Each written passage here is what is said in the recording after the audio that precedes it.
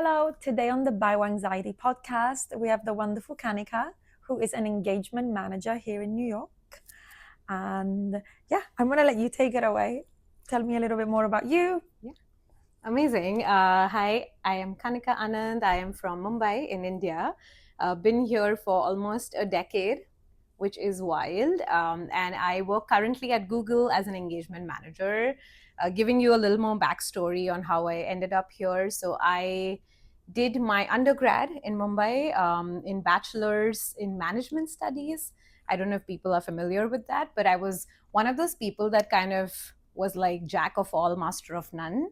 I didn't really know what I wanted to do in my career, very candidly. I was steering towards marketing. I, at some point, wanted to become a doctor. So, a bit all over the place. But like most Indian kids, when I finished my undergrad, or when I was finishing my undergrad, you have two options. You either do an MBA or you do engineering. That's just how it works in India. Yeah, you just study more. There's no like question of, hey, you want to work right out of college. But I happened to go to a really, really good university in Mumbai, thanks to my parents, and they had campus hiring. And Google was one of the companies that came to interview. And I was like, you know what? I'm just going to go for the interview. Like, who cares? I'm definitely not getting this. I'll just get some practice. And well, I got the job.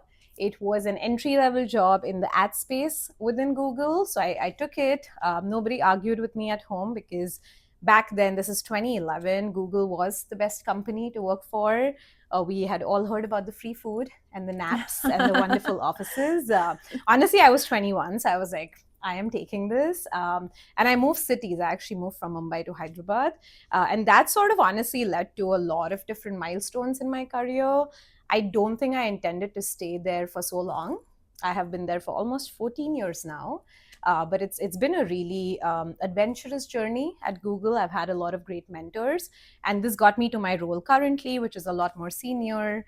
And an engagement manager, to answer very simply, is someone that is consulting our advertisers or our clients on really solid technical solutions. So we kind of bring a mix of business and technical and help our advertisers solve their biggest problems. So that's kind of why I'm here, and I will talk more about it. Yeah, I was really wondering what engagement manager was, because I was like, wait, is engagement manager like you're doing like stuff at work to help people be engaged? Oh, I would love that. That would be a lot more fun.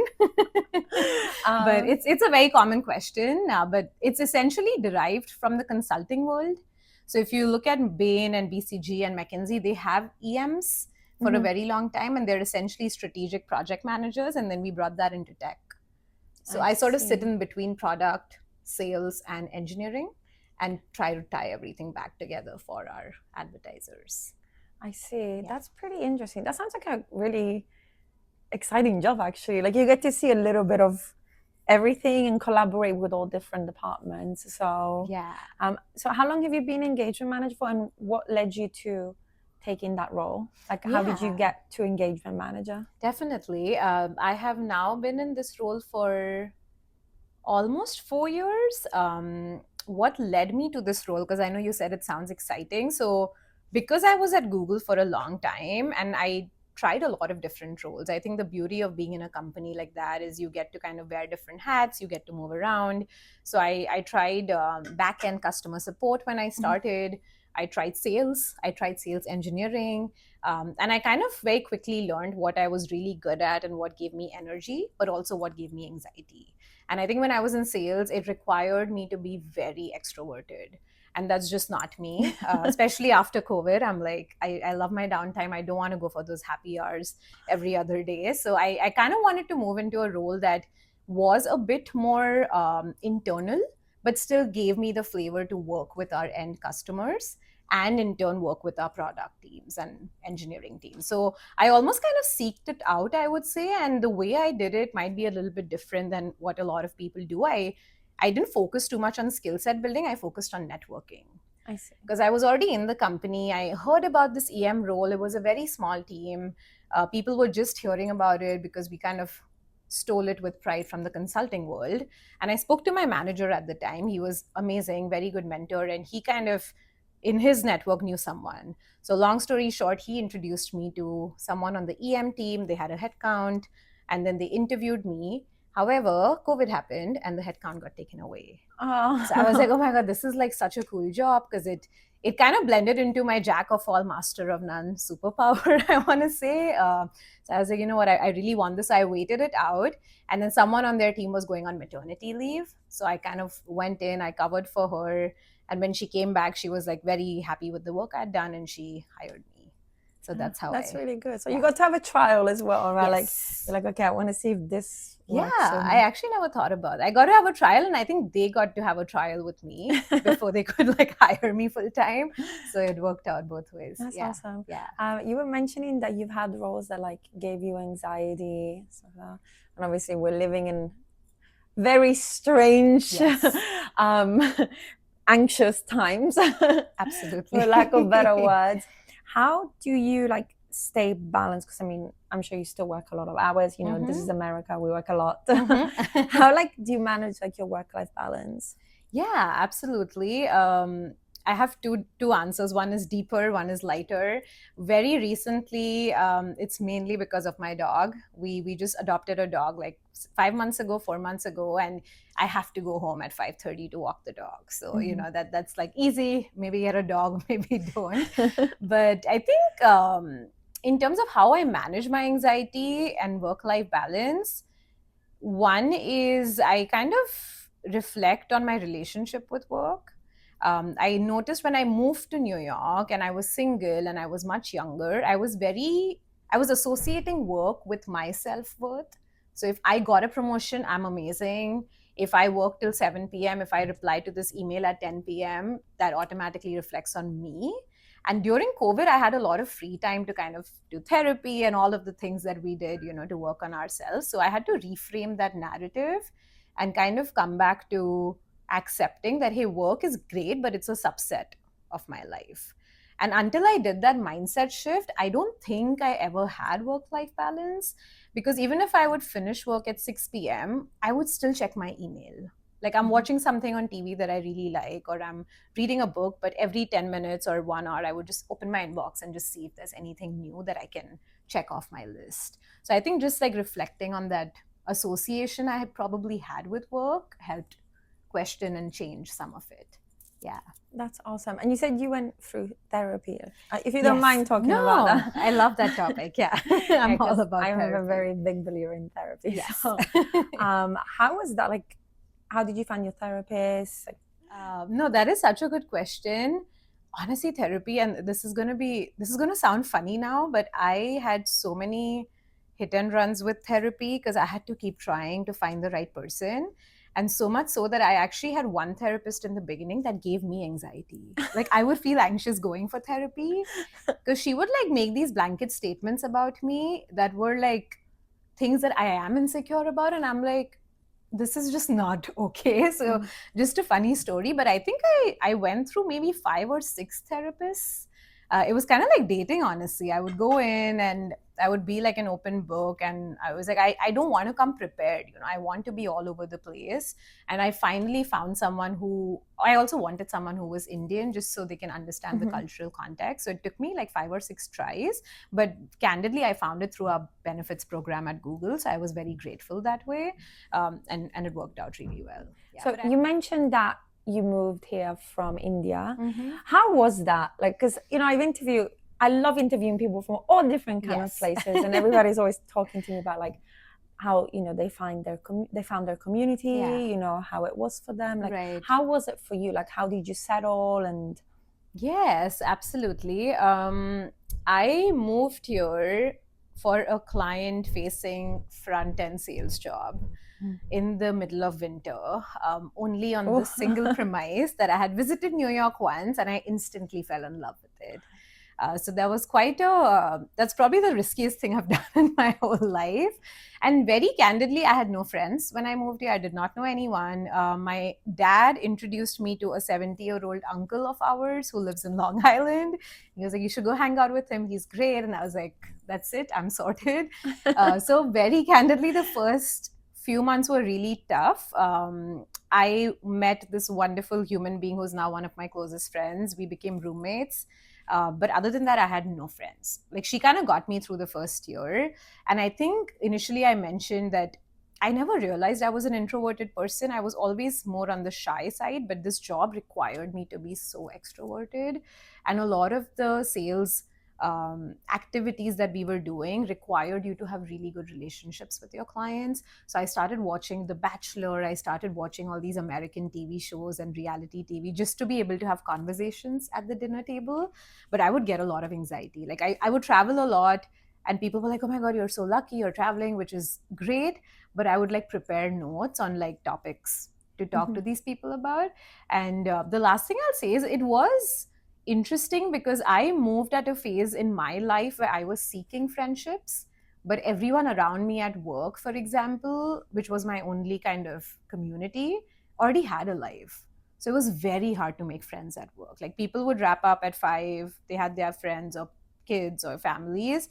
So beyond my roommate, who honestly got me through the first year, I had no friends as such. My uncle was great. He's one of my closest family members now. I love it. I started going on dates. So and we've talked about this before, but I probably went on like, I don't know, like maybe 30 or 40 first dates in my first 2 years of being here. Oh my It's God. like, I'm just going to do this and learn about myself and put myself out there. Yeah. I admire you so much because Thank you. I honestly I can't even bring myself to go on a first date at this point.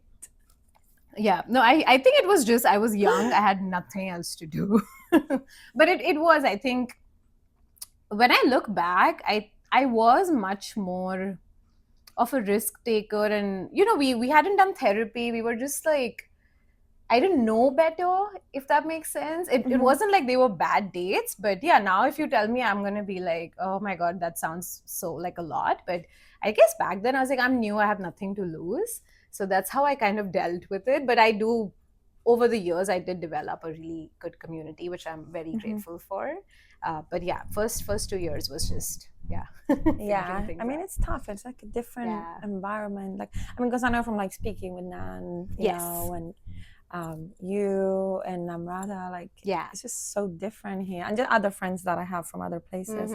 But that's insane. 30 to 40. It is. So Nandita always jokes about it. She's like, you should write like, you know that movie 50 First Dates? I'm 100% sure I've done 50 first dates easy, And it was a great way for me to figure out, I think people focus too much on what do you want in a partner, but I figured out what I don't want, and also kind of kept me accountable on what was I messing up, right? Like there's a reason why maybe I have not met someone and found that sort of serious partnership, because there's certain things I am not bringing to the table. So it just gave me that perspective. It was like putting therapy into practice before I did therapy.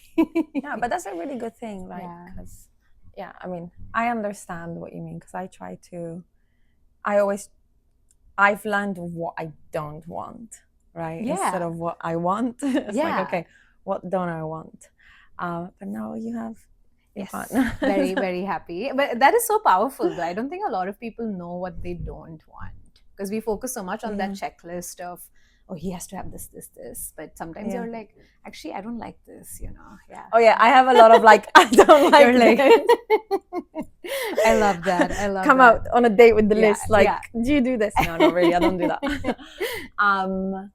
But yeah, that's a really interesting career paths you've had. And like, I guess, like, I don't think I've ever really talked about this on the podcast, but I think also it's just like so important for work-life balance, how we live outside, and like relationships are so important. Like, you want to find the partner that you're equal, right? Like, you both do things at home, and like, you're generous. I was actually listening to this podcast the other day about generosity, and like, generosity is not about money. Like, it's about the things like, oh, like, I will get up and make you coffee today. Like, that's the kind of generosity I'm talking about. Definitely. So yeah, I think it's like really important to find that. 100%. Yeah, like acts of service almost, right? Without you telling the other person, just like picking up on it. And I listened to this on a podcast recently, which said, in a marriage or in a serious relationship, you're both equal, but there will be days where one person is at 90 and the other person is at 10, and you have to kind of make up for that gap. And that's so true, because there are days where I am very high energy and I have a lot more to give, and then there are days where I need Adi to do that for me, and he does, without me having to kind of tell him. So I do think that's so important, and that's the person you then bring to work, and you show up to your projects and meetings with that attitude of, hey, like, I just don't feel good today, so I'm going to step away. Can you do this for me? And when you're out, I can do that for you. So you said you studied business. I did something called Bachelor's in Management Studies. So I don't know if it's specific. That's what they would call it in India, but it's essentially like a business administration course or like an early MBA of sorts. Like I studied all sorts of things like finance, public relations, economics, human resources, marketing. And it kind of allows you to get a glimpse of everything, but you don't specialize in any. So it leaves your options open. And honestly, my POV behind that was I wanted to become a doctor. And then I suddenly was like, I cannot do this. I did study biology. And then I told my dad I cannot study for these many years. So I'm now going to do like a hard pivot. And he was kind enough to kind of figure out this university, take me there. It was very hard to get in. And he was able to kind of get that sorted. So that kind of helped me keep my options open. But I very candidly was studying for my MBA. Yeah, right after. So what kind of advice do you have for someone that doesn't quite know what they want to do? Yeah. I mean, very candidly, I still don't.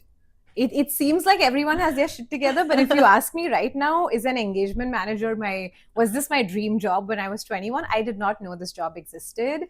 So I guess my advice would be, I think instead of focusing so much on that one thing, because very candidly, not all of us have that one thing. Not all of us have a single passion that we want to go after. I think instead of that, focus on figuring out your own superpowers. And I'll give you an example. When I moved here, I very early on picked up on the fact that I'm excellent at getting things done. And people at work rely on me for that. So if there are projects that are complex and nobody's picking them up or there's no progress happening, I'm the person that they would come to and be like, hey, we need someone who's an execution master, So I started kind of leaning into that. I never saw myself as that person in a professional aspect. But I think figure out your superpower. It could be something as simple as that. I'm not saying you need to have a subject matter expertise on any domain. And once you figure that out, kind of figure out what kind of roles align with that. That's how I found the engagement manager role. Because I knew kind of what energizes me, what I'm good at, and where's that intersection. If I'm good at getting things done, if I'm good at getting people to collaborate on a business problem, but I don't like the sales extroverted aspect of it, where can I go? So that kind of helped me pick out roles, and whether it's within one company, whether it's across companies. But I think unless you've reflected on what you like and what energizes you, it's hard to pick a career or pick a passion. So that would be my advice. That's awesome. Yeah. And I guess one last question. Of course, yeah. What's one piece of advice you would give your younger self? So much advice. The one I would pick is don't sell yourself short. And this is actually something my first manager in New York, when I had just moved, had given me as constructive feedback. He said, you know your shit, but when you're in a room, you sometimes don't speak up because either you're too shy or you have imposter syndrome. And honestly, when he told me this, I took it so personally because I'm Indian. We don't talk directly. I was like, why are you giving me this feedback face to face? This is so awkward, but it's the best thing that has happened to me. So looking back at my younger self, I was very shy. I was very in my head about, am I smart? Do I deserve this job at Google? Do I deserve this promotion? What am I doing? I don't have a passion. And now I'm like, you know what, I got this, I have good experience, I'm going to figure it out. So don't sell yourself short, and truly lean into what you're good at. It can get you a job that you like doing. Yeah. That's awesome. Well, thank you for doing this. It was really interesting Of to learn about course. engagement manager. I Yeah. actually didn't know this role existed. Like, I did not know Yeah. what it was. Yeah. And I didn't even look into it because I wanted love you it. to tell me Yes, about the it. surprise element. Yeah, I don't plan engagements, but I would love to. But no, thank you so That's much. literally what I thought with us. Like, oh, she Yeah. must be planning like engagements, like parties, Right, you know, right. like Yeah. employee events. I was like, this is great. Yeah, I mean, yeah, event planning, that sounds amazing. But yeah, it's a very consultative role. Yeah. That's But awesome. thank you for having me, Yeah, and thank you for thank doing this. I you. think Thank you. it's so nice and empowering for everyone to listen to others talk about anxiety and therapy and everything we've all been through, and do this together. So thank you. Yeah, thank you for coming on. All right. Thank you. Bye, everyone. Bye.